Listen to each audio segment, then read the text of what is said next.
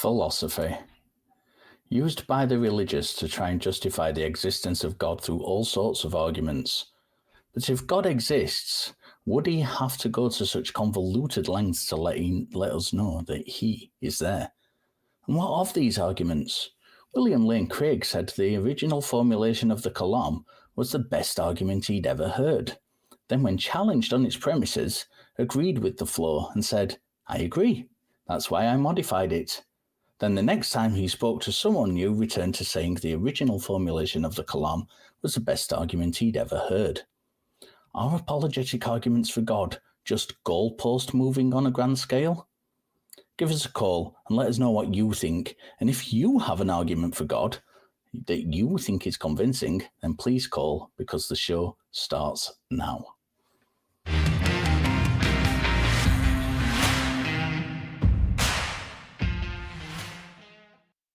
Hello, hello, hello. Today is October the 5th. No, it's not. Somebody's not updated the document. No. It's October the 12th. We're streaming from the past. Whose job is it to update the document? Is that mine? Yes, that would be mine. I think the producer's job is to do that, but it's not October the 5th. It's October the 12th. I am your host, Richard Gilliver, indeed the producer and in charge of updating the document. And joining me today is Objectively Dan. Dan, how the devil are you? Richard, I'm doing great. It's a fine day this October 5th, 2025 from the past. I'm doing good. I'm doing good. I just went on Facebook and I never go on Facebook, and I just got an ad telling me that I can get an autism test as an adult. Like, it was a recommended ad to me, and I don't know, does Facebook know something about me that I don't know? And I got to figure that out. But anyway, probably just random, but putting those noodles in your brain, keeping your it's like, makes you wonder. But Talk Heathen is, of course, a live call-in show, and we have open lines. Get your calls in at 512-991-9242 or from your computer at tiny.cc/callth. On Talk Heathen, we're open to all of your questions about religion, secular humanism, atheist morality, cosmology, philosophy, science, history of life, and the universe. And Talk Heathen is a product of the atheist community of Austin, which is a 501c3 non-profit organization dedicated to the promotion of atheism, critical thinking, secular humanism, and the separation of religion and government. But of course, myself and Dan, we have fun here, but we don't do it alone. We're helped out. In fact, some people might say carried by the crew. So let's go and have a look at those wonderful, wonderful people. Bring the crew cam up and let's have a look at those people. Oh, look at them. Yay. There they are. And today we have a very special crew member. We like to shout out people in the crew. And today's shout out is for Daniel, who is a member of our production team and a skilled A1 audio guru for Talk Heathen and, on occasion, the Atheist Experience. Thanks for keeping us organised, Dan. Let's have a look at Daniel. Look at that. Yeah, handsome, exuding handsomeness and whatever else you're exuding. I wouldn't like to guess. I wouldn't like to put parameters on you, Daniel. But yeah, Daniel and every member of the crew doing a sterling job, as always, and keeping us going. Thank you very much, guys. Very much appreciate you all. So let's have a look at, we have calls jumping in. Is there any one of those that takes your fancy, Dan? Oh, you know me. I'm down for whatever. Maybe Servantus go first. They waited longer. I feel like we should go. Okay, let's bring Servantus up. Servantus was in the pre-show TikTok and wanted to call us. And so hello, Servantus. Thank you for heeding the call and calling in. What is it you'd like to discuss, sir? Yeah, sure. So curious, my original question in the pre-show, do you guys believe in an objective nature of reality or a subjective nature of reality? Yeah, it's a big one. Richard, what do you think? I want to know what you mean by an objective nature of reality and a subjective nature of reality before we start, just so we're on the same page. Sure. So the universe exists. Fundamentally, it exists. Things are happening. the pursuit of science is a subjective means of trying to attain understanding about that, a truthful understanding. But there is an objective. A tree is a tree, objectively. We can try to figure out what that means, but it exists in and of itself. Yeah, I'm happy with that. It's one of those things where, like, you can't, unless you have a great principle for verification that breaks through all the history of epistemology, right? You're never going to know for sure. But I guess I could say I believe that there's an objective nature to reality and not know that there's an objective nature to reality, because I don't really have the methods or tools outside of my own senses and reasoning, which is going to be inherently flawed, right? So I guess I'd leave it at that. Yeah, and just tagging on to what Dan said, if you don't mind, I think there is the universe which exists, which the fundamental level is lots of zips and pops and bops and little atoms and particles doing their atomy and particle thing, and we as a species only have our perspective on that. In biology, there's a thing called the Umwelt, I think it's called, and it's basically the sensory bubble that each species has. And humans have their sensory bubble, which is completely different to a bat's sensory bubble, which is completely different to an elephant's. And we all perceive the universe in entirely different ways, completely alien to each other. But it is the same universe that we all occupy. So I don't know if you'd agree with that, Servantus. Yep. Yeah. There you go. That's us talking for a while. What do you think? Yeah, I think it's a working definition. I think it suits the purpose. Ultimately, what the question comes down to then, just as a follow-up, do you believe that the universe exists regardless of our perception of it, right? The universe, objectively, it's happening regardless of whether we're perceiving it in our bubble, as you called it. Yeah. Personally, yes. Yeah, I think it's another thing where it's like, yeah, that's a belief I hold. I don't know that to be true, but there's a belief I hold. I at least have a model where that makes sense, right? If I'm a being in this universe and I existed because of all the laws of the universe that exist before that came into being, then it would make sense that things would have happened before my state of consciousness and things would happen after my state of consciousness. So yeah, I would say I do. Cool. So when we observe this objective universe that does exist, do we not see that nearly every science, I can't think of a single science that studied the nature of the universe, or, on a even more, on a fundamental, on a micro, or on a macro level? It seems to me, through all of the scientific endeavor that we've looked at, that there is an ordering principle to reality itself. What do you mean by an ordering principle? Yeah, so things are just the nature. It's a little bit abstract, so bear with me. Take a tree, for example. The idea that it grows in a very particular way. Each tree individually grows in its very particular way. It is in being a tree. It's treeing, right? It's doing this thing that trees do in a pretty ordered, in the sense that we can observe it and replicate it, if you will, or observe the replicated process of being a tree across the board, right? Yep. I'm sure. Yeah. Right. So is there anything you can think of in particular that is chaotic, that is not ordered? Things that are chaotic and not ordered. I don't know. There's like quantum scientists, quantum physicists that may say that there's some things that are chaotic and we can't really, weather systems are chaotic. They rely on chaos theory, right? For a lot of things, we can predict some things, but we can't do it with certainty. I guess it depends what you mean by chaotic. I do think they underlyingly rely on physical principles. I don't think like things are breaking physical principles in order to exist necessarily, right? But there's I don't know. Law to that. Yeah, sure. A law of physics, if you will. Sure. Yeah. Cool. So even on that, when we talk about physics, because I think that's really important. It's a fundamental, on the micro scale. I think that's fundamental to the nature of reality in and of itself. What do most physicists believe? Most people who are studying quantum physics. What do they believe about what? Yeah, that was my question. Most of them are, when it comes to what we're talking about, most of them are, in fact, outwardly believers. You mean like believers in God? No, actually, they've done studies on this. Physicists are by far the most atheist, one of the most atheist sciences out there, for sure. I can. So let's. I don't even want to use the word God necessarily. I think it has a lot of baggage with it.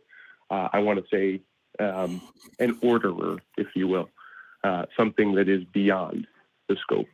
I can name offhand several physicists, and I'm not privy to the studies that you mentioned. I'd have to look more into that because those studies can very easily be skewed, especially when they're self-reporting. I'd need to see the meta on that. But I can name offhand several quantum physicists who are very outwardly.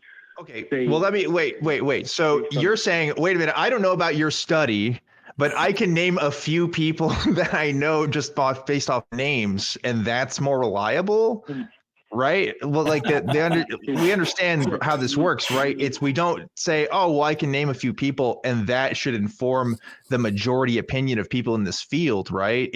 No, we have to survey the people in this field and come to, right? Here, I'm trying to Google this for you here, so we can do this, but I think something more important than that, if you don't mind me jumping in just for a second. I think something more important than this as well is, regardless, because there might be 99% of physicists think that God exists. And let's stick with the term God, because I don't like this other idea of some vague thing, because you have a belief in God, I presume. That's certainly what you kind of put forward to me in the pre-show TikTok, where I asked you to call anyway. So let's stick with the God you believe in, because that's what we're talking about. That's the argument we're making. So we've got several problems, even if we accept that lots of physicists, 99% of physicists believe in God. We've got lots of problems because those physicists belong to a vast array of different and contradictory religions.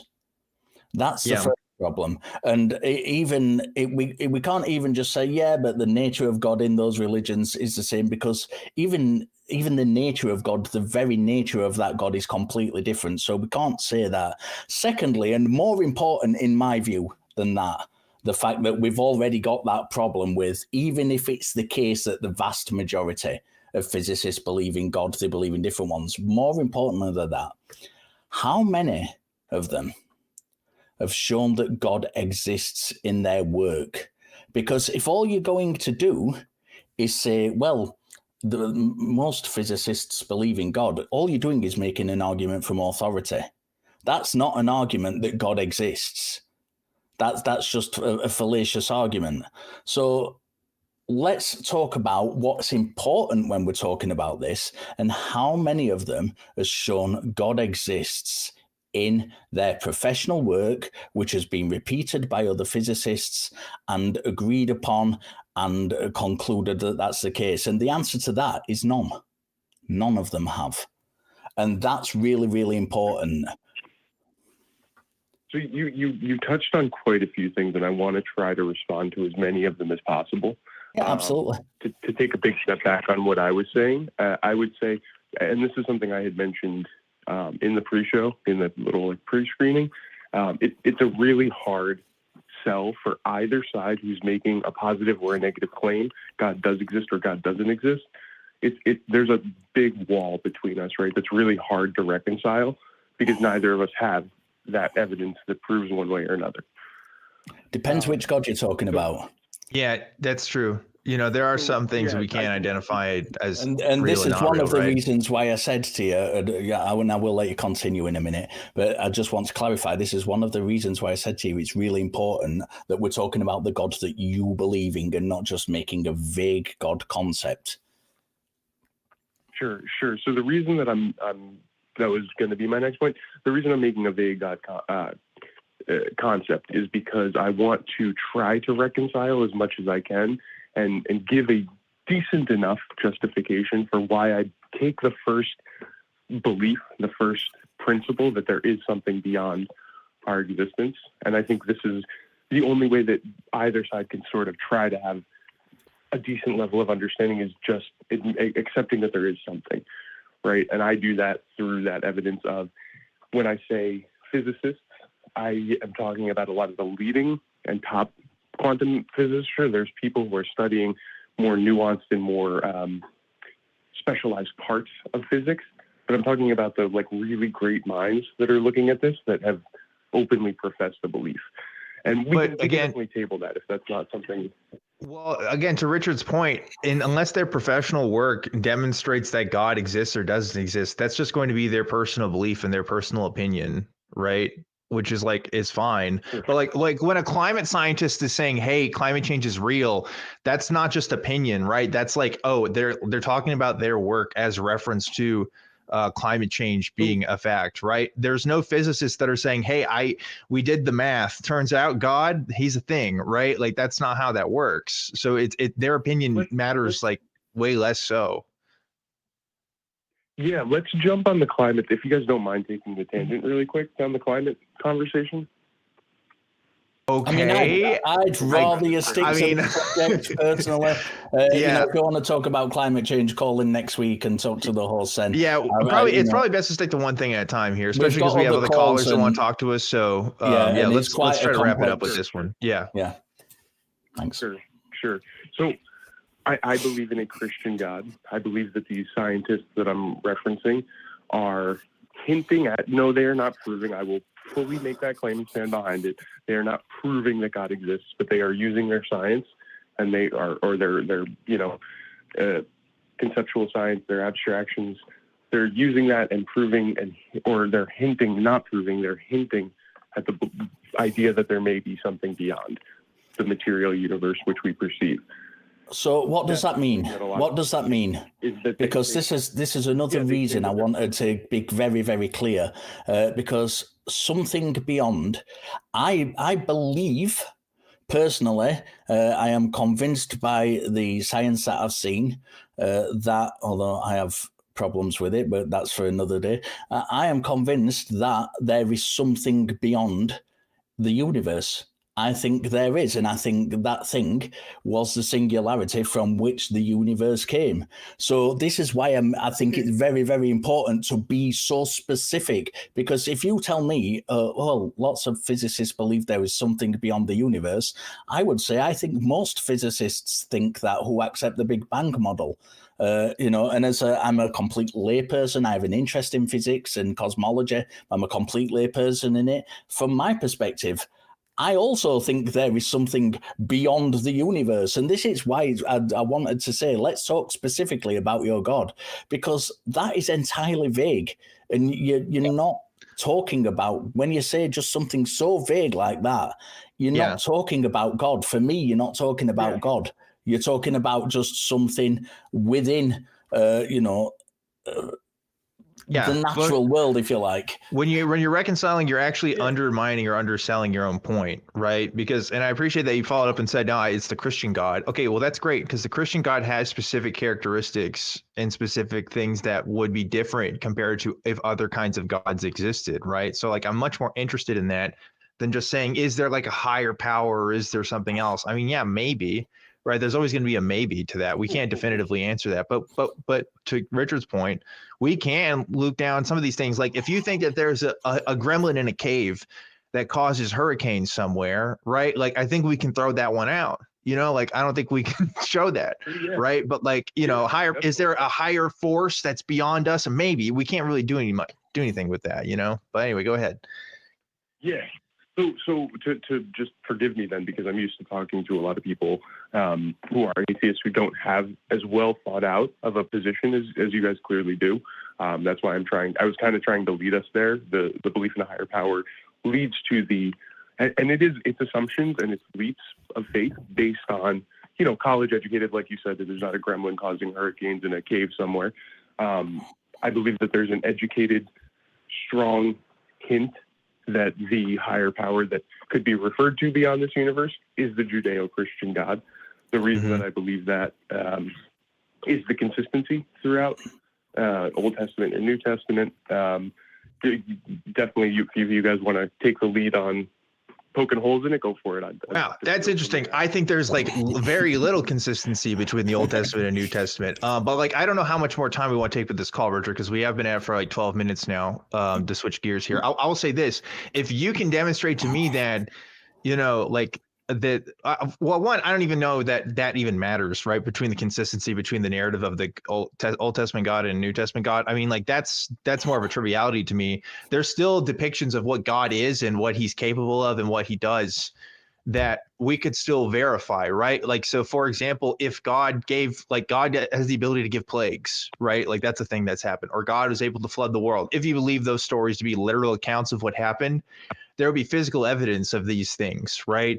And every single time that we have stories of whatever God does, whether it's Jericho or whatever, like physically affecting the world, we don't seem to reflect that in archaeology or biology or any other kind of science that we can think of. And so like that's why we talk about why we want to be so specific when we talk about these kinds of gods, because like that specific God doesn't seem to exist, or at least have evidence of his existence, right? Doesn't lead us to the conclusion that he could be real. So yeah, the two things you just mentioned are actually two things that a lot of scientists are coming to accept are true accounts. The around 10,000, I can't remember the name for it that geologists use. The driest period, the driest impact hypothesis, hints very strongly that there was not maybe entirely global, but a pretty large-scale global flood around the Near East at that time. Same with Jericho. That's not what the Bible's saying. That's not what the Bible doesn't say that. The Bible says it covers the old earth. You could make the argument. Right, covers the highest mountains on earth, by the way, which is very specific. You could make the argument that it is about the Near East because the word for land, or the earth, the planet Earth or land in the Old Testament has different meanings depending on context. So you could make that argument, but then I think that brings more problems than it solves when we're talking about, do you actually believe in a global flood? Because if you do, then the Bible itself contradicts you there. So what are we talking about? This is why it's so important to talk specifically about these things.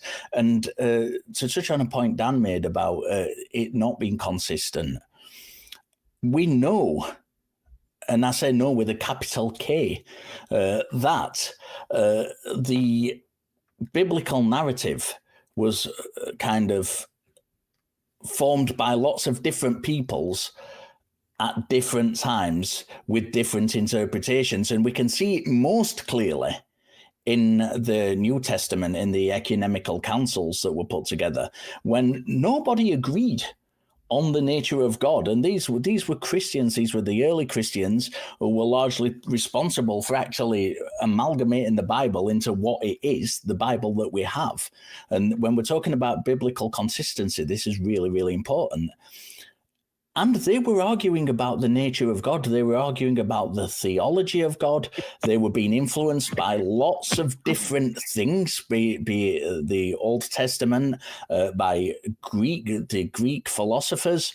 They were influenced by so many things, and they had contradictory points of view. And the winners won out. It wasn't the case that this was the case that everybody agreed. The winners won out, and there were some very, very different views. Some of these early bishops believed in reincarnation, which I'm sure you wouldn't, most Christians today wouldn't accept as a thing. And yet some of the early bishops believed in that. So I don't think there is a consistency there. I really want to go. Please look out, because we are going to have to let you go and move on to the next caller. But please do look out, and I'm going to drop a bombshell. And next time you call, when I'm hosting, if you want to talk about that, I think if you believe in a tri-omni God, which I don't know if you do or not, if you not all Christians do believe that God is all powerful, all knowing, and all loving. But I think there is an argument for that God not existing. But on that bombshell, I'm going to let you go, and we're Damn, going Richard, to, you're going to leave him with, hey, here's an argument you can't please, respond to at the end there, man. Yeah, absolutely. Severus, I just know it's going to go down a road if we go down there. I don't like it. I appreciate the call. I genuinely appreciate the call. It was a good call, and I'm sad we couldn't talk to him more. Because there's a lot more to go with that. But like, I think we made our points pretty clear as far as this is Talk Heathen. You can call back week on week and talk to different shows hosts and get different opinions. That is exactly what we are here for. That's right. So we have more callers in the queue. Stick around. We are going to come to you. We've got some great people. We've got Lise in there, Pmars. I'm looking forward to taking some of those calls. Pmars was another guy who was in the pre-show TikTok, so stick around. We are going to get to you. Did you know that Talk Heathen is on TikTok Live? Wow. Tuesday and Thursdays. Set your reminders for Tuesdays at 3 p.m. Central. That's me. And Thursdays at 7 p.m. Central, where you can talk to Jimmy Jr., who's another one of our wonderful hosts and the assistant producer. I don't know why I said that. Yeah, why did you say it like that? That's just his title. That's just like you made it sound like it was a joke. Like Jimmy works really, really hard. He really does. Jimmy should be spotlighted on the crew thing. He really does work really hard. He gets enough of the spotlight. We don't need to boost up his ego. Come on, that's for the background. That's for the folks that work behind the scenes. Okay. Yeah, if you do want to talk to myself or Jimmy, you can check us out on Tuesdays and Thursdays. And if you can't make it, recordings are available to all our subscribers on Patreon, the paid levels of Patreon. So please do get in. We also have a couple of super chats. Ann Johnson has sent us $5. Thank you very much, Ann Johnson, and says, there may be a God or gods, but none of that guarantees the existence of a Christian God. Yeah. Yeah, to comment on that, like I think Servantus obviously sounds like a smart guy, and I think he understands there's a weakness when you try to bring in the Christian God. I think that's why he was hesitant to bring that up. It's easier to point to this sort of, and this is a common Christian apologist strategy, where you kind of point to a vague spiritual higher power or force to see if you can at least get people on board with that, because it's literally like a sales tactic. It's like you're funneling people into like the Christian God, right? If you can get them to get on some of the bigger stuff. We see it happen a lot. To be fair to him, I want to give him the benefit of the doubt, because he did say that this is the first time he's talked to us, and he did say he said we were the good ones. He said I have to talk to these dumb other atheists, but you guys seem kind of smart. That's not what he said, but I'll take it. That's what I interpreted anyway. Yeah. Daniel Schauer, I'm hopeless with pronunciation. Sorry, Daniel. Has sent $5 and says he doesn't want to define his God specifically. That lets you efficiently argue against them. I think the problem is with that is the fact that, as I said, we've got this concept of something that existed before the universe, and I don't think anybody would really argue against that. Well, Richard, imagine this. Imagine I'm a physicist and I just get this paper published, right? And I'm like, hey guys, I want to introduce you to this new force. It's kind of like the Higgs boson, except it's not. And then you immediately ask, okay, well, what is it? And I'm like, well, it's kind of like, it's like kind of out there and it kind of does some stuff. And I think you could see that it affects particles. You'd be like, okay, how? Like, in what way? Like, how does it compare to the other fundamental forces, right? Like, of course, you're going to ask specifics if you're introducing a new physical constant to the universe. And if God is a thing that is affecting physical constants to the universe, I want to know specifically how. If it's too vague and you can't define it, then it might as well be anything, right? Or just nothing. So. Yeah. Absolutely. We lost one of the callers who I wanted to talk to. If you can give us a call back. We're getting calls. I don't know if they're dropping or if they're losing patience, but stay on the line. We'll get to you guys. We'll definitely get to you anyway. We have Gohan from Texas who wants to talk to possibly my least favorite subject ever in the world, and that is the Shroud of Turin. This is literally probably your least, I would say, least favorite thing ever, Shroud of Turin. But I guess we'll give it a shot. Gohan, you're live. What's up? How you guys doing? Very Doing well. fine, Gohan. Love it. My cat is named Lord Frieza, which is also a Dragon Ball thing. So, you know, I get it. I'm with you on that. Just be careful. Don't let your cat turn on you. I'll keep him at bay. I'll keep him at bay. But for now, what do you got for us? So I want to discuss the Shroud of Turin. For a long time, I was a doubter. And recently I've become more of a believer in it. I'm just trying to see if you guys could unconvince me, make me doubt again. Okay, well, you came to the right place because, like I said, Richard is the biggest Shroud of Turin hater I probably have ever met in my life. This man could write a whole book about why the Shroud of Turin sucks. So, Richard, you take this one. I just don't like talking about it because I think it's one of those things where, you know, when some people, I'm going to go and let me take you on a journey. When some people get things like the Coulomb cosmological argument and they sit there and they say, oh, no, not that again. I don't want to talk about that again. I've talked about that a million times and it didn't convince me the first time. And I don't really want to talk about it for the 950 billionth time. That's what I'm like with the Shroud of Turin. Tell me, Gohan, what convinces you that the Shroud of Turin is the burial shroud of Jesus of Nazareth, if that is the claim you're making? You know, maybe that's a good strategy, Richard, because there's a million reasons why we could say the claims it makes don't work, but we should talk about what claims have convinced you, Gohan, like what makes you a believer of it, so we can talk about those specifically. Sure. So I would have to start by saying the thing that made me doubt the most was the carbon dating. And I still trust the carbon dating. I just think it was, now I'm convinced that it was from a piece of the cloth that has been repaired. And we can get into that or not. And then I would say the main reason that I believe it is not, at least not a painting, I'm not 100% sold it was Jesus's, but I believe almost for a fact that's an imprint of a crucified man. I don't think it was a painting. There's why do you make that distinction? Sure. So like the blood stains are on the shroud before the images.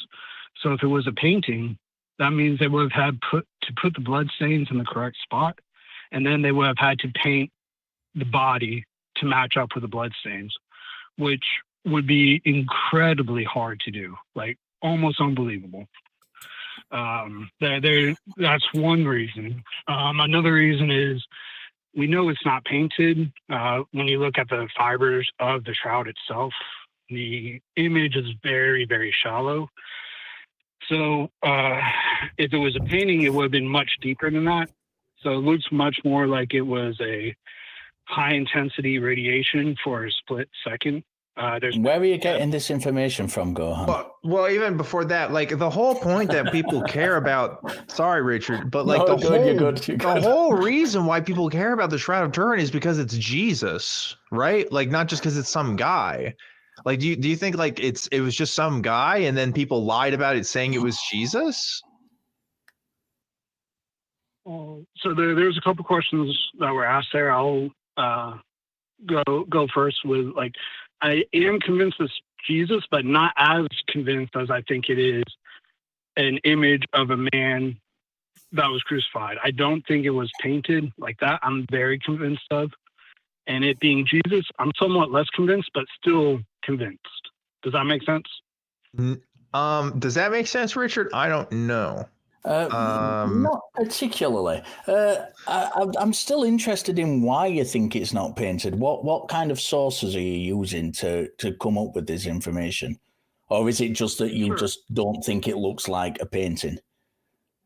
No, I wouldn't say yes, it does look like a painting, but there are a couple of things on there that show that is definitely not a painting. One, there's a 3D effect with the image that you cannot get with paintings. Two, if it was a painting, the paint will go further into the fibers than just the first. How do we know how far the painting's gone in? Because it's not, let's be honest, it's not been sufficiently tested. I would love, I think a lot of people would love for the Shroud of Turin to be tested. The Catholic Church will not allow it to happen. And I think if the Catholic Church did allow it to happen, it would probably give us an answer once and for all, which kind of hints at why they might not want this to happen, because it's a bit of a money spinner for them. But I think that I'm not getting this. Which tests are you taking? Are you citing that are saying this isn't a painted artifact? Sure. So let me just say really quickly, it is the most tested historical artifact in history. It's not that it hasn't been tested. It's been tested. No, it's not. It's not been sufficiently tested.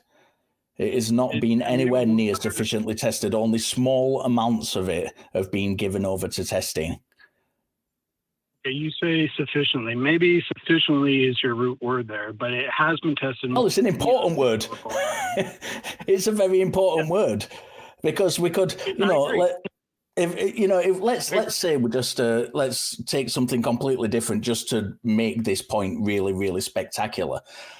If we say that the Mona Lisa is the most tested painting in history, and all we mean by that is that lots of people have looked at it and gone, I think this.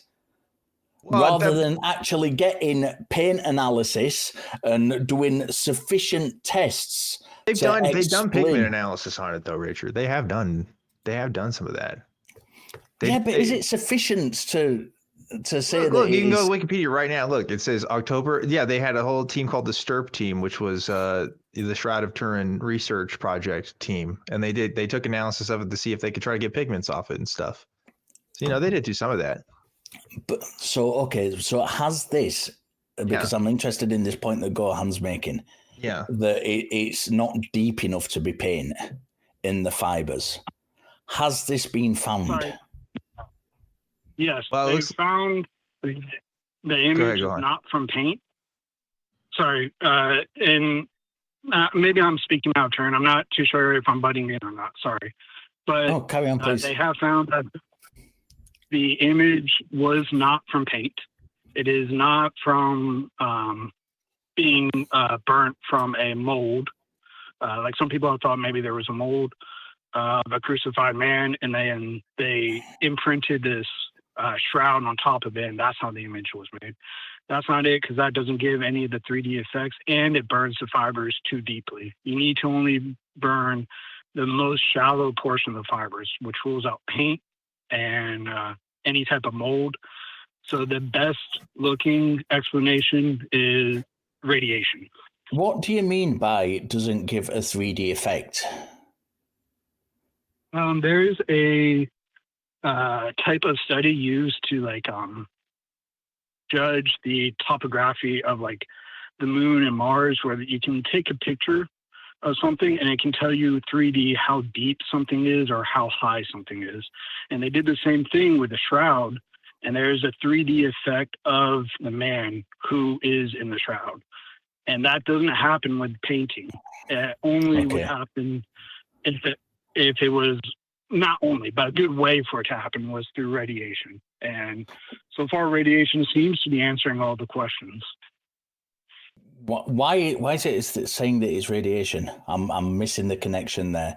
Let's go with this. Yeah, it's a burial cloth of a man. This is why we're getting this 3D image. Fine, no problem with that whatsoever.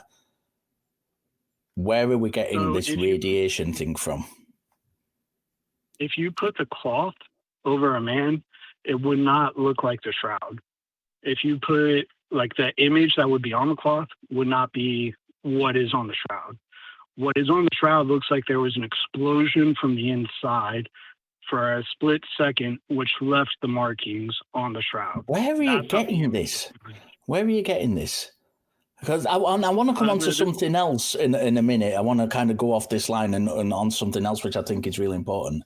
But where are you getting this information that it looks like an explosion from the inside? I don't remember the name of the physicist, but there was a physicist who tried to figure out how, if radiation from light could have left the image. And they found that, yes, it could have, if it was a high, I think it was like 3.4 billion watts for a split second, could have left the image. So that I don't remember the name of the physicist. They've tested to see if that's a way it could have been left. And the conclusion is, yes, that is a way that it could have been left. And that would also solve the 3D image issue. So we have a candidate explanation then. Let's say we have a candidate explanation. So let's go back and let's say that it is from I think it was the late 1st century it was dated from, wasn't it? So we've got this, I think it was the that's not what the radiocarbon dating shows. The later dating that people cite, that is the late 1st century. I'm not saying I think that is when it's from. I think it's from the Middle Ages, and I'm going to come on to that in just a second. But I'm just for the sake of argument, let's say the older dating that people cite, the late 1st century, is accurate. So we've got a late 1st century cloth with a candidate's explanation that light came from the inside and caused this image somehow to be on the thing. Why are we then saying it's Jesus? I don't know if any human is told to have light radiating from them. And there is a passage in the resurrection story where there is told to be light radiating from the tomb. There's a passage that says Buddha emits light in the Tripitaka. Why couldn't it have been Buddha?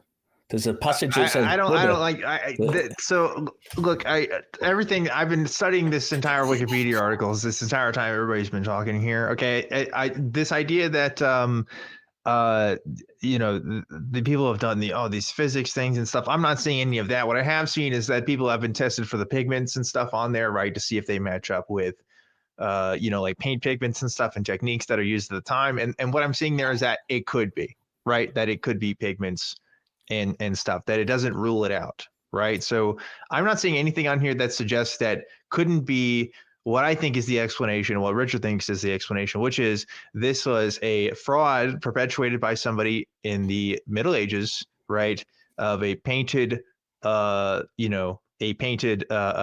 shroud, right, that somebody made of the face of Jesus. I think I'd have to be dissuaded of that being the most likely explanation in order for me to like accept anything else, because to me that seems to fit the most criteria of everything that I've seen that's been tested on it or claimed about it. And I'm certainly not an expert on the Shroud of Turin, but based on what I've seen, that would have to be the most likely thing. That was what I was going to come on to next. Are you aware, Gohan, that and I can't remember the name of the bishop and it's really frustrating me, there was a letter sent to the Pope by the bishop who first presented the Shroud of Turin, about the Shroud of Turin, and it was responded to, and they were told not to present it. Because yes, sir. So if the people at the time aren't accepting this, and there are further letters down the line that suggest it was finally allowed to be presented in this particular church due to monetary reasons. If we have this information, what makes you think that this isn't the best explanation? Because even the people at the time who were discussing it thought it was a fraudulent item. What makes you think that is not the case? I'd like to try to answer both questions, because I think that those are both great questions, both from you, Mr. Richard, and Mr. Dan. But for Mr. Richard's question about we call that provenance of the shroud, where Some bishops were saying, hey, this is a fraud, don't show it. That I don't see why that matters more than some experts saying, nah, hey, it's a fraud. Like, yes, people for a long time have thought it's a fraud. Why should that change my mind? I'm just going to follow the evidence where it goes. I don't care what person Y says from the 1300s. You are caring what person Y says. Wait, let him finish. I want to hear his next part. Go on. If person Y says, hey, like, we're not finding enough pigment on here for this to be a painting, and person B says, yeah, this is definitely a painting, it's a fraud, I'm going to trust where the evidence goes that says, hey, we don't have enough pigment to say this was ever painted. But I would like to get now more into Mr. Dan's question, which was, why am I doubting the fact that it was painted by a medieval artist? One thing I would just, like, I just actually looked into recently. I understand this isn't fair because I've been looking into this a lot and you guys might not have, but as far as painting, on the wrists, there are two different blood stains. There's two stains of blood going at different angles. Do you guys know why that is? Why there's two different blood stains at different angles? Because the artist decided to make it that way? Maybe? Do you know why he would have done that? To emulate Jesus's piercing of the wrists? So when you get pierced, blood will trickle down in one path.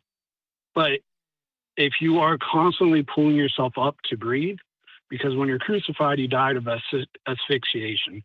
You can't exhale. So in order to exhale, you have to pull yourself up at the wrist, which would change the angle of the arm, which would change the blood, the pulling of the blood. And that's evident on the shroud. An artist in the 13th century, the last time there was a crucifixion was 337. That's when Constantine stopped crucifixions. Other than the Romans, there were no crucifixions. So if the last one was 337, how in the world did an artist know that in order to breathe, you have to pull yourself up in order to breathe? You guys didn't know that. Oh, well, you're jumping to some massive conclusions here. There are two directions.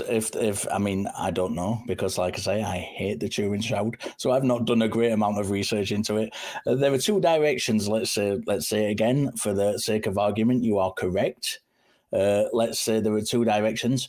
Why are you jumping to this is consistent with someone pulling themselves up on a crucifix? Because as far as I'm aware, we don't have any example of anyone being examined after being crucified on a crucifix and pulling themselves up. So we don't know what the pulling would be like. Would you not agree with that? I disagree for one main reason, because we have done like mock crucifixions where we've had people hanging tied to a crossbeam to see how it would affect. And that's how we know that people died. So how do you know the artist didn't do this? Yeah, what's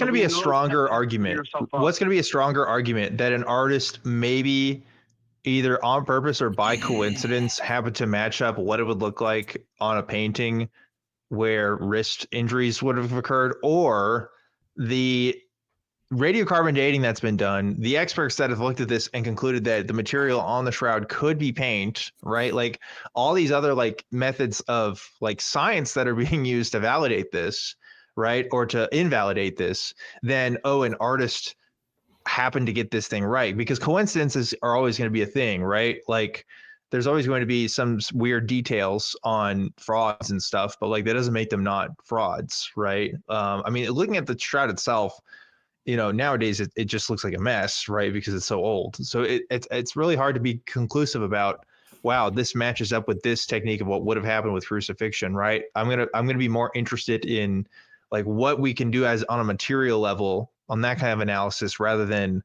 sort of an artistic interpretation of like what could or couldn't happen, right? I mean, you can only weight the evidence how you weight it. For me, I think that's strong evidence.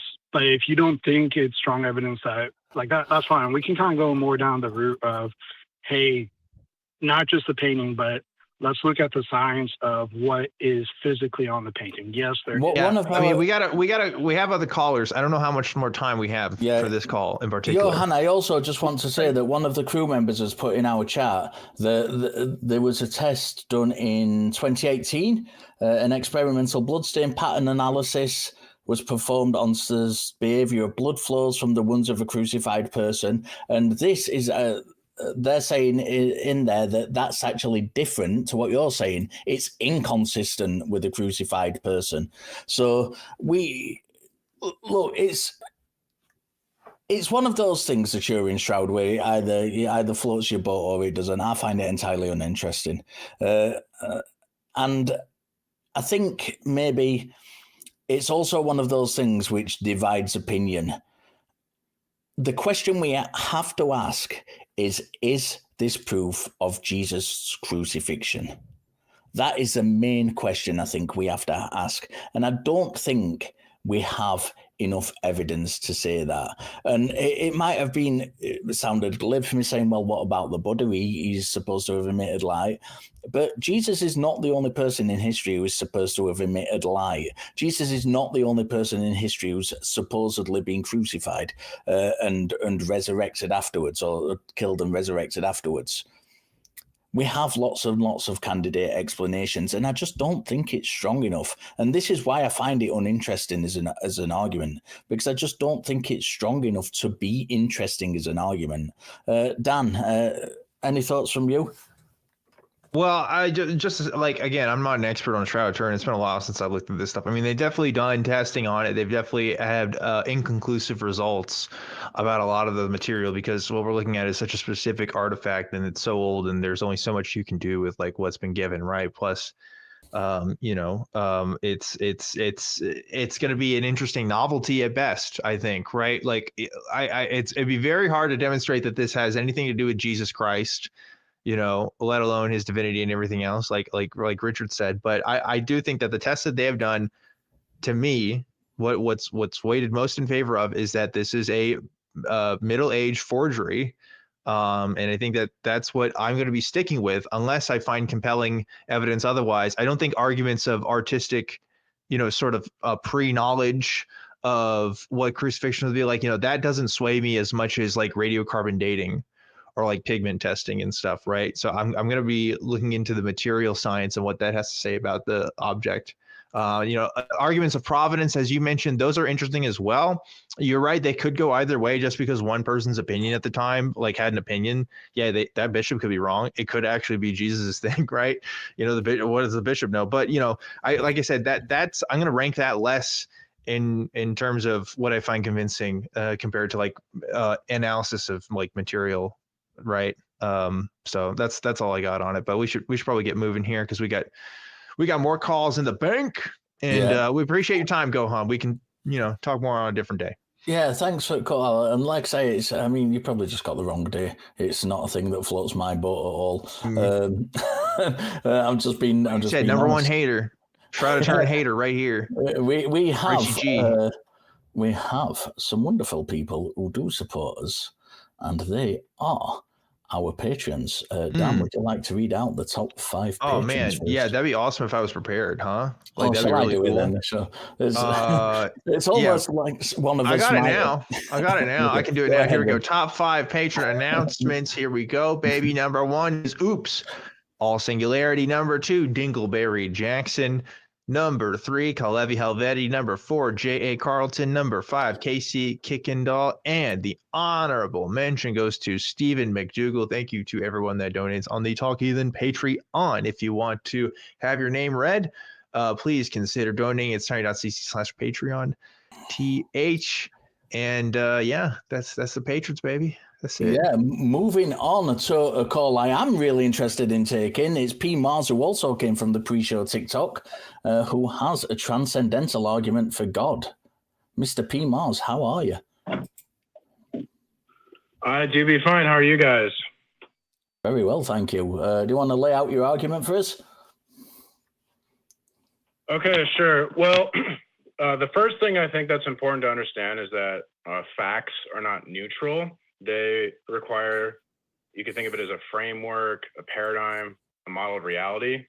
So, for example, if I say the apple's on the table and you say the apple's on the table, it seems like the same fact, but there's like background information, whereas like in my worldview or my model of reality, the apple is on the table, its existence is being sustained by Jesus, right? And presumably a non-Christian doesn't think the apple's existence is sustained through Jesus. So they're while they seem on the surface like different or the same fact, they're actually different facts. Does that, you guys kind of get that? No, I disagree entirely. I think I hate worldview comparisons for exactly this reason, that you can spend half an hour talking about why you're grounded in one thing or another. I think a better way of having these conversations is to say that, look, we have a shared reality. And we agree on the vast, vast majority of things in that shared reality. We agree that there is an apple on the table. We agree that we drive cars to move from one place to another. We agree that we're communicating right now via the internet. We agree that we live on a planet which is called Earth. And we agree on the vast, vast majority of things, I think, rather than saying, right, I've got this paradigm and you've got this paradigm and, these facts are different. They are the same facts. Let's look at that shared reality and then let's take additional views that we don't agree on. Anything we do not agree on within that shared reality, let's talk about that and look at that as an extra claim on top of that reality. I think that's much more useful. It avoids saying, well, I'm grounded in this and you're grounded in this, because what we're actually grounded in is our shared reality. Yeah, and then some people are just taking extra steps to make other claims about that reality. Let's look at those claims and see if they are consistent with that reality. I think it's a much better way forward. But I just demonstrated that we don't have a shared reality. Like, if you're saying that facts don't... No, you didn't. What you said is we had different paradigms that we begin from. And I don't think we do, because the paradigm that we begin from is our shared reality. We both agree there's an apple on the table. No, we don't. And you're avoiding what I'm saying. So when you say that facts don't require context, that statement... I didn't say that. I did not say that. I think we're getting in the weeds before we're even getting started with this conversation, right? So like, I'm not going to take as harsh of a view as Richard is on this, because I understand, like, I'm probably more postmodern than Richard in many things anyway. So I'm going to say that, yes, your facts do require additional context. And I just want to hear like what you have to say about this so we can like move on from this, because I don't want to spend all day on it. Okay, well, see, this is kind of the problem with presenting the argument, is because I have to assume your reasoning is valid, but sin clouds your judgment. That's what we're experiencing right now. That's awesome. Wait a minute. Hold on. Wait a minute. I defended you. I defended you from Richard. Mean cop Richard over here was giving you the beatdown in the interrogation cell, and I came in and gave you a cookie and some milk, and you said my judgment is clouded in sin. Really? Come on, bro. Come on. I didn't come to bring peace. I'm here with a sword. So if you're looking for... It's a pretty fucking blunt sword so far. Oh, man. Come on. I shouldn't have given you the benefit of the doubt, brother. No, you shouldn't have given him the benefit of the doubt, and that's exactly why I don't like worldview arguments. Darn. Yeah, if you do not agree that there is an apple on the table, tell me why you think there is not an apple on the table. Well, he thinks it's sustained by Jesus. So if let's think about the apple on the table. If the apple's states of existence have no limit, then the apple states of existence have no limit. Would you agree? If you saw an apple on the table and you were hungry, would you eat the apple, assuming you like apples? What the fuck? What is going on? Oh my God. Are you guys going to run away from everything I say? I'm not You running run away. I'm away? trying to clarify. We're talking about the you infinite saw an existence apple, of apples, and you're telling us we're running away? Okay, all right. if you see an apple on the table Run away. and you are hungry, would you eat the apple? Okay, can we please focus on what I'm saying and not your I am focusing on what you're saying. Does the apple Yeah. have a limit? If you see an apple on a table and you like apples and you are hungry, would you eat the apple? What does this have to do with the price of tea in China? And we're not talking about tea in China. We're talking about your ridiculous statements. Would you eat the apple, yes or no? You're not Would you answering my eat question. You're the running apple? away. I am You're a answering coward. your question. Would you eat the apple? His vengeance. Would you eat the apple? You're not going to avoid his vengeance with this Would you nonsense. eat- On Judgment Day, you're going to a lake of fire. Now listen. Hell I yeah, don't brother. care. I'm not even cutting you off. I'm not I'm going to muting be you. out and I'm sunbathing not on the going to beach. drop It's going to you. be awesome. I want you to answer this question because the only person you're making look ridiculous now is yourself. Would you eat the apple, yes or no? I can't make Richard. Would you eat the apple, yes or no? This has nothing to do with anything. I'm proving that what you've said is absolute nonsense. Would you eat the apple? Yes. Yes. So you do, in fact, agree that there is an apple on the table. And when you said, no, you don't agree that that's a fact, you were, in fact, talking nonsense. You do agree that there is an apple on the table. You do agree that we have a shared reality. Now, let's move on to the transcendental argument for God, which is what you phoned about. Yeah, that's what I'm talking about. So the apple has a limit to its states of existence, or else there's no limit to the states of existence of the apple. Would you agree? That's not controversial. Sure, I don't care. Go ahead. Okay. I know, you're so childish. I mean, this is why you guys are total fools. Me, you're the one who was shouting at us that we're going to hell. No one else. No one else has been shouting that anyone's going to hell. On Judgment Day. Like children. Okay. Daddy issues. So, if there's no limit to the states of existence of the apple, then reality is going to become unstable. Everything would be irregular. What the fuck does that mean? It means he hasn't got an argument. I'm bored of him. Bye. Man. It's 2 o'clock on a Sunday. Go spend time with your family while you still have this life instead of calling. Really wanted to give him the benefit of the doubt. Don't call into other people's call-in shows. First of all, tell them how to run their shows, because that is not going to go well. Second of all, dog, just live your life. Who cares? Okay, I'm going to go to hell. All right, under your worldview. Let me go to fucking hell. I don't want to have to go to heaven and deal with your fucking, asking me about the limits of fucking apples on tables. I don't care. All right. It's very rare that I remain calm and Dan goes off on one. So because I cross-talked and I said I was like, okay, I'm gonna I know Richard's hosting right now, but I'm gonna try to intervene, and he didn't even acknowledge it. He's still trying to. I don't know. It's ridiculous. Things I do for you people.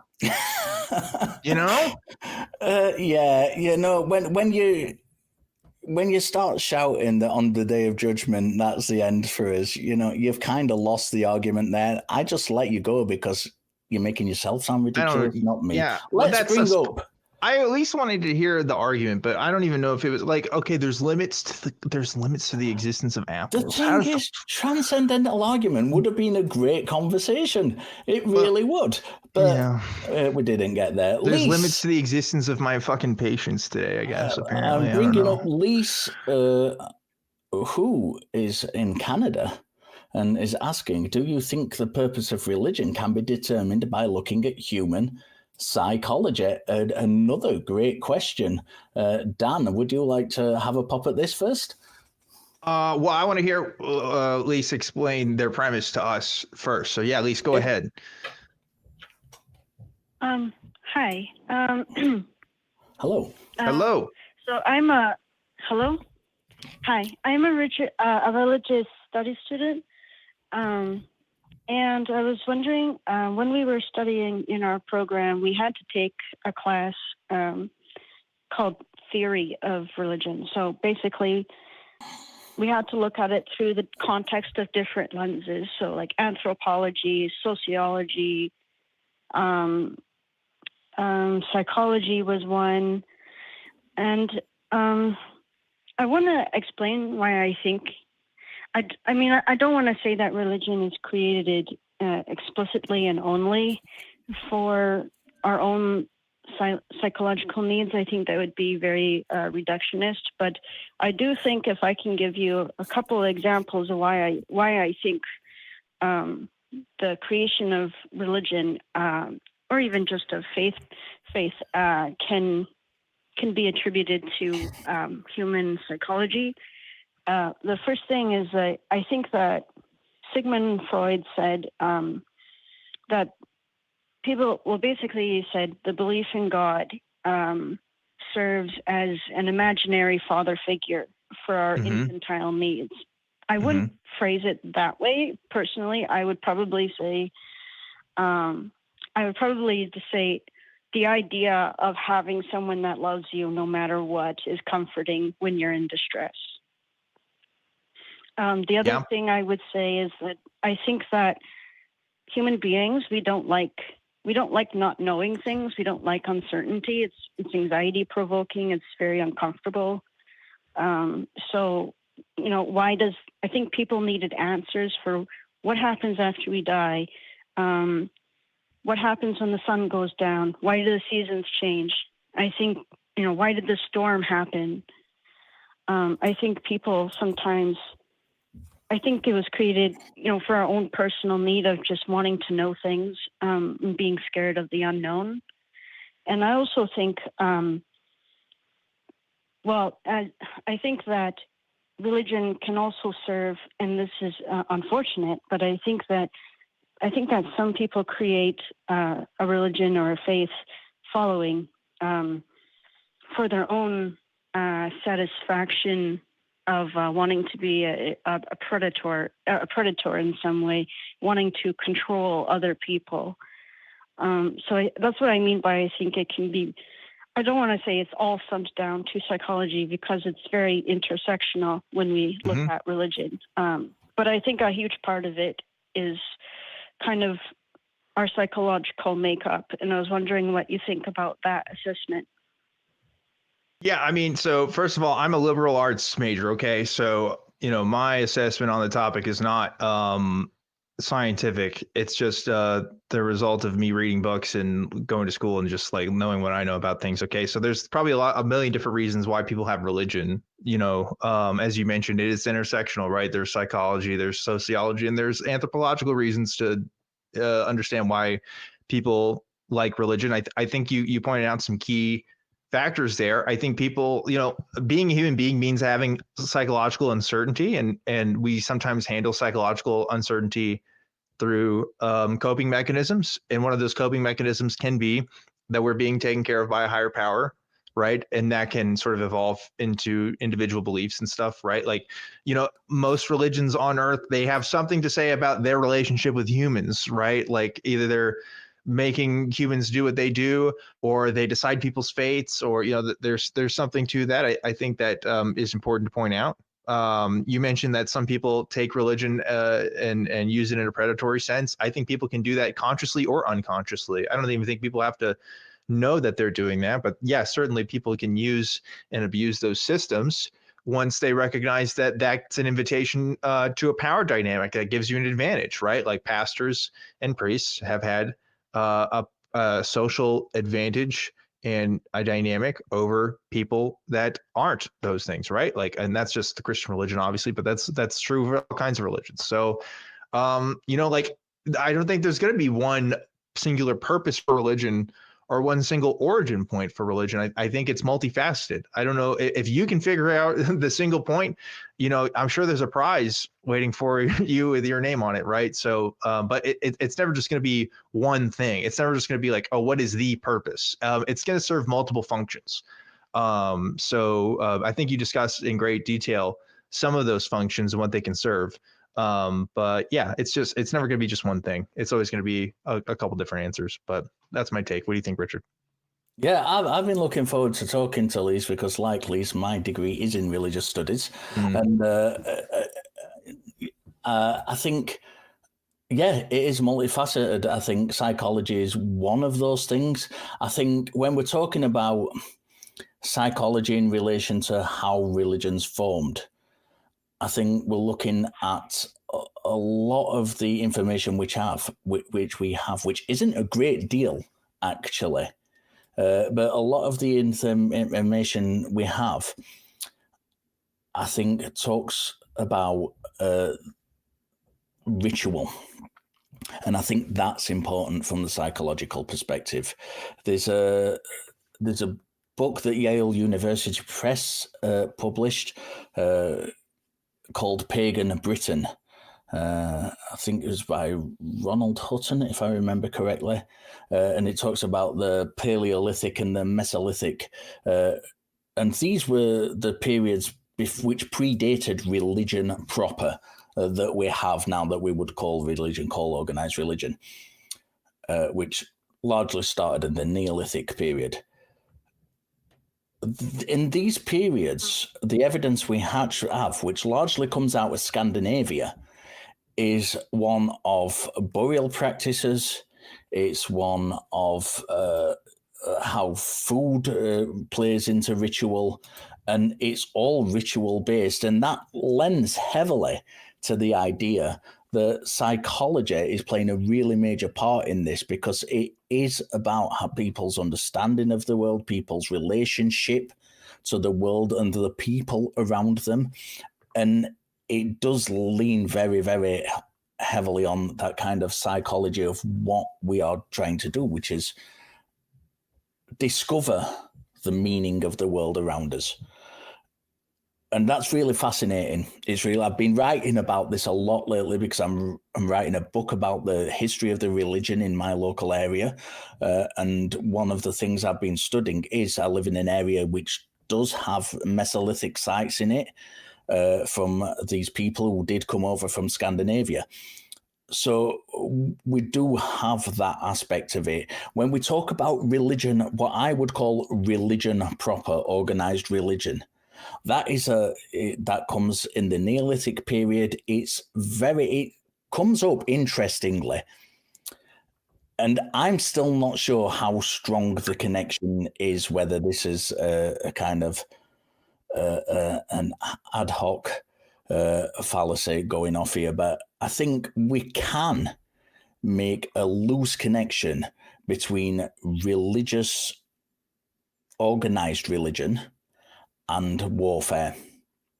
Those things certainly came up together. Whether whether warfare was in response or in some way related to organized religion specifically, I don't think we can make that connection strongly enough to say that's the case. But what we certainly see is when we move from the Mesolithic period into the Neolithic period, people started settling down, people started having communities, they started having to defend certain pieces of land because it was a period when farming had come in and people had started farming rather than being hunter-gatherers. And it's a period where we really, really do see these communities coming together, and we move from this ritual, which we saw in earlier periods, to these rituals becoming formalized and organized into specific religious practices, into specific religious beliefs. And there's no kind of surprise that wherever we are in the world, because the Neolithic period changes depending on where you are in the world. It happened earlier in some countries than in others. We can't just say it happened from this year to this year. So wherever you are in the world, we kind of see this great big explosion in these ideas about religion, in these organizational aspects coming to religion.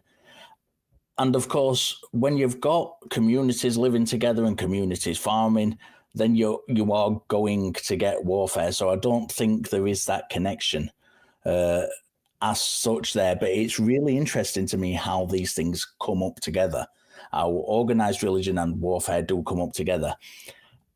I think we move away from the psychological aspect when we get into this period. We move away from that earlier psychological thing, and we get into what a lot of people, what I argue with a lot of atheists about, when atheists say religion is just there to control you, which I disagree with.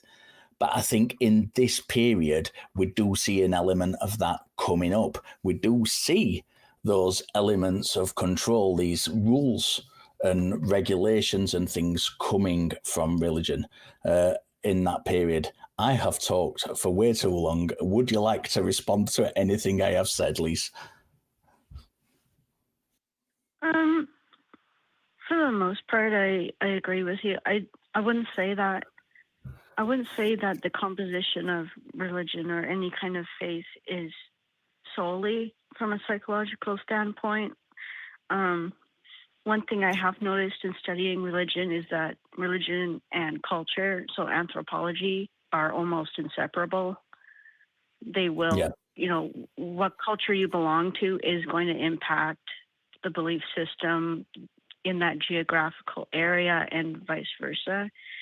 But yeah, I do agree with you. I think you're right. I just wanted to know what your opinion was, because my opinion is, I think that the creation of religion, I think, in my opinion, stands mostly on the pillars of sociology, anthropology, psychology. And just to kind of add on to your point before I leave, when you were talking about, the need for ritual, and that really brought me, that kind of brought back this memory. I was talking to a social worker, and she said, people who smoke when they have stress, say they go outside, I'm stressed out, they go outside for a smoke. It's not just the nicotine that gives them the dopamine that helps them feel better. It's the ritual of going outside. There's a ritual component to it that helps them kind of relieve some of that stress. And I think we can also see that in secular society, right? Like when we pull up the flag, we see that or we hear the national anthem, we all stand up, and it's something that we all sing along as a group, and it's a thing that we can collectively have some pride in. So I think that was a really good point to bring up. Yeah, I think as well, and I'm sure you'll have come across this doing the religious studies as well. And this touches on what both Dan and myself said to the first caller. I think it was the first caller, when we were talking about there is no kind of consistency in the Bible, and we touched upon a couple of reasons why. When religion moves through time and place, it changes. So you don't have Christianity, you have Christianities. You don't have Buddhism, you have Buddhisms. Because when it moves through time and place, it takes on the cultural aspects and the ritualistic aspects of those places it moves through. A great example of this is Buddhism in Tibet. Buddhism in Tibet is probably one of the most recognized faces of Buddhism to the kind of Westerner in the world.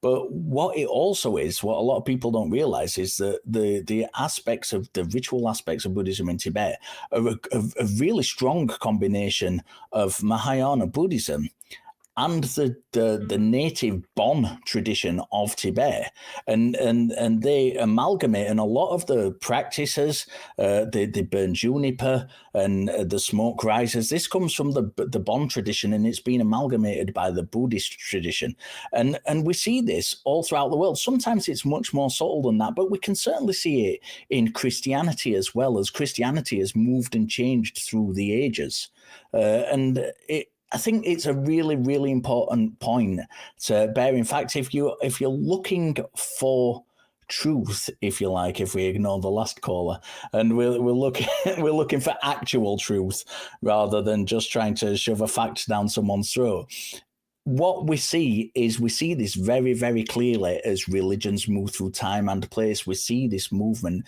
we see this change, we see these different ritualistic aspects, and we see these strong cultural identities being implemented into that kind of sometimes outside religious influence that comes in. And I think it's very, very interesting that we see this. Yeah, I agree. That's one thing I have noticed as well, is that when the times change, people will interpret things differently according to that cultural change. And like, there are some churches that still won't, like the Catholic Church may not marry. They don't believe in same-sex marriages, but the United Church of Canada is a Christian sect that will marry people, same-sex couples. Yeah, absolutely. A friend of mine. Dramatic. Sorry, go on, please. Sorry. I was going to say that's kind of a big, huge shift from probably decades, even centuries and thousands. You know, that's a huge progress in change of culture. Yeah, a friend of mine from Chicago, who was a gay man, has just he put on Facebook today. He was celebrating his 1 year wedding anniversary. And I think it's brilliant that people can come out and be so open about both their faith and their sexuality and have that accepted. I think that is something that a lot of people view it as, well, that's not traditional Christianity. That's not, that's religion being watered down. But it's what we've been talking about. It is just another cultural change that religion goes through. And, you know, a lot of people who are Christians who disagree with this are the same Christians who probably have no idea what the original meaning of the Holy Spirit was, because it's not what the majority of Christians today think it is. So it's really interesting that they'll kind of go with it in one aspect, but things they find a bit icky, they won't go with. It's all great fun. Lise, I'm going to let Dan jump in for just a second and kind of have the last word with you. I've really enjoyed talking to you. Dan, what are your thoughts on it? I don't really have any thoughts, honestly. I think you guys pretty much covered it all. You know, people are hypocrites, and therefore religion is also hypocritical, because religion is a product of humanity, right? So it's going to change. It's going to enforce certain customs and norms at different times that are politically convenient, and also when they feel like it, when they want to justify their own prejudices or their own biases. So that's an unfortunate thing. So yeah, religion does fulfill a lot of psychological needs. We don't talk, like, I try not to talk about that too much on these shows, because it gets kind of rude. I don't want to personally psychologize anybody that calls into the show and say, well, you believe this because, like that last caller said, because you have daddy issues. Because it's like, I have a great relationship with my dad. I don't know.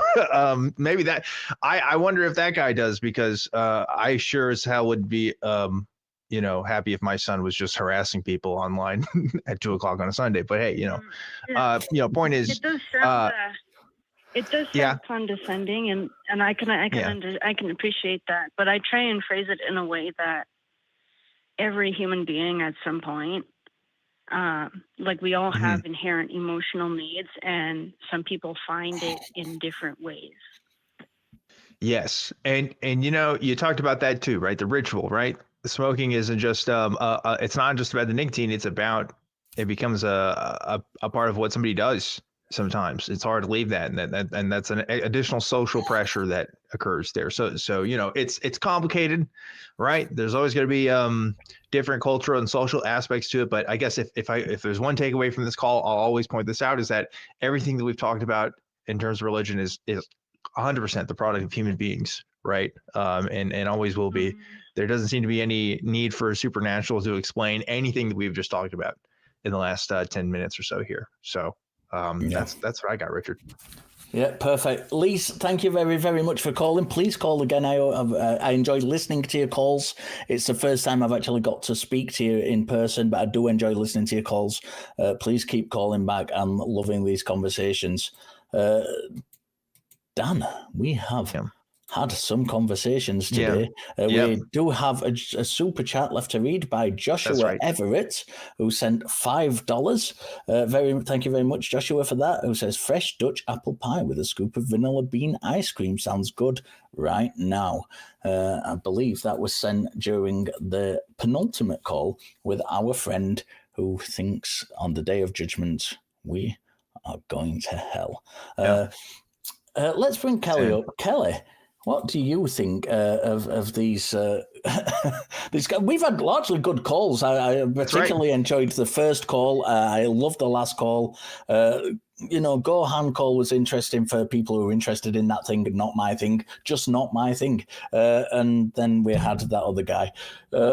What did you think, Kelly? I had a couple of notes here, mostly just for Cervantes, because he mentioned that he never saw anything chaotic. And I was like, man, you come hang out with me because my life is just total fucking chaos.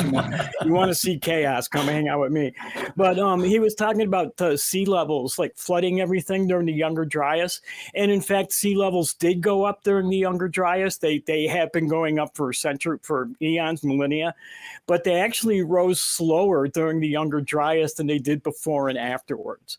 So any idea that this great flood happened in the Middle East during the Younger Dryas is just right out the window, because sea levels were actually rising slower at that point in history than before and afterwards.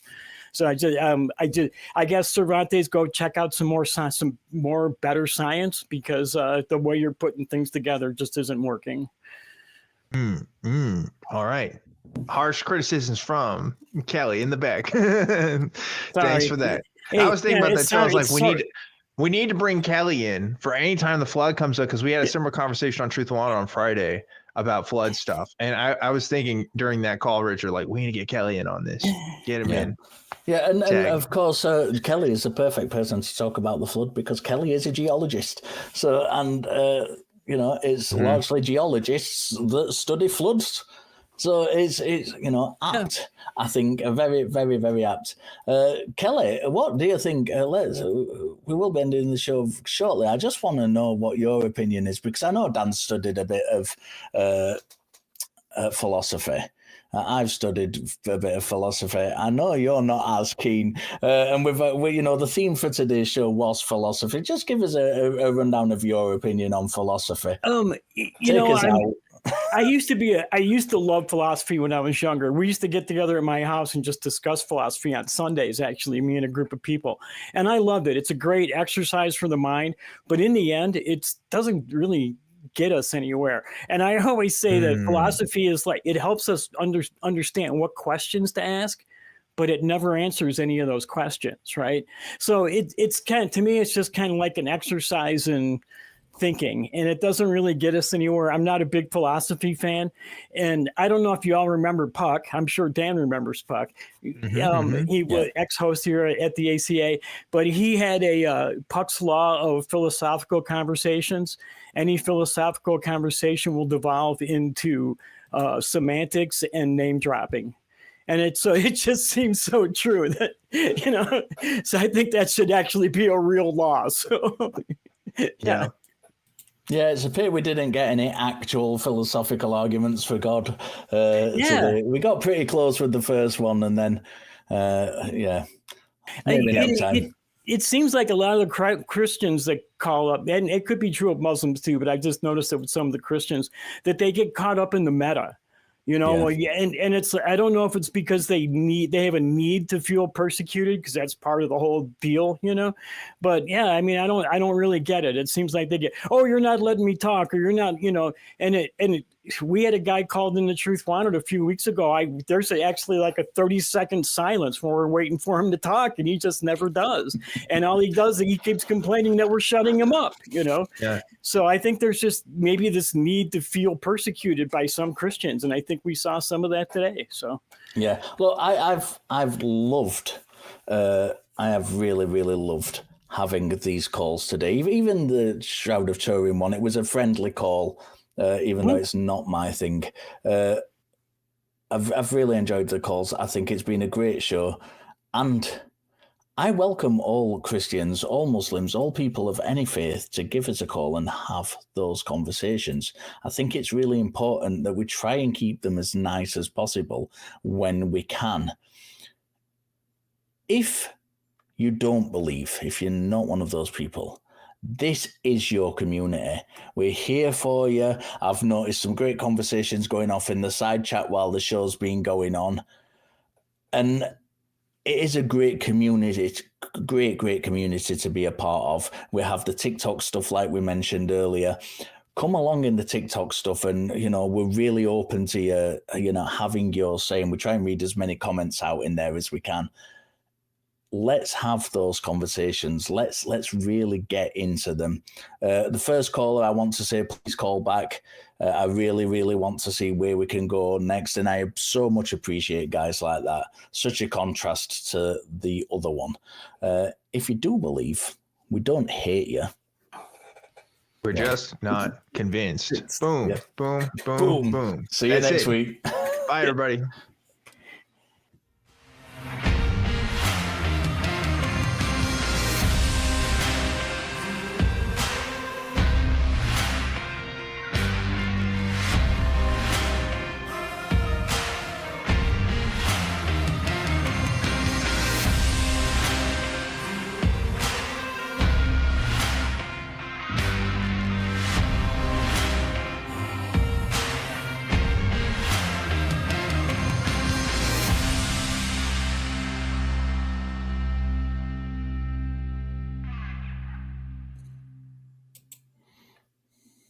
We want the truth.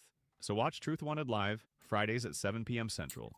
Call 512-991-9242 or visit tiny.cc/call TW.